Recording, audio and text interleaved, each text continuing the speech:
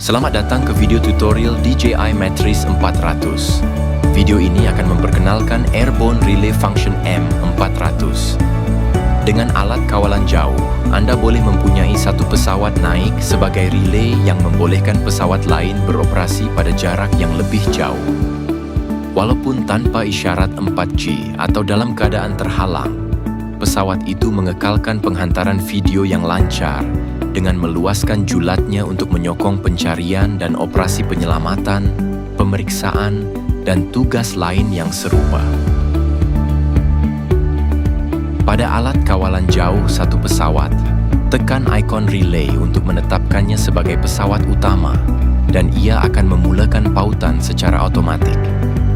Pada alat kawalan jauh pesawat lain, tekan ikon relay untuk menetapkannya sebagai relay. Pesawat akan memulakan pautan sebagai relay dan menukar mod secara otomatik. Selepas memautkan, aplikasi akan memaparkan status sambungan kedua-dua pesawat. Mod semasa setiap pesawat diserlahkan dalam warna. Tekan relay untuk keluar dari mod relay atau pautan semula. Paparan kamera pesawat utama menunjukkan tahap bateri pesawat relay masa ke RTH dan isyarat penghantaran video.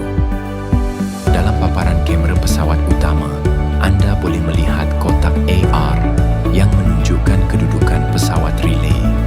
Dengan kedudukan relatif relay dan pesawat utama dipaparkan di sebelah HSI di bawah, tambah menunjukkan pesawat relay berada pada ketinggian yang lebih tinggi daripada pesawat utama manakala tolak bermakna ia lebih rendah.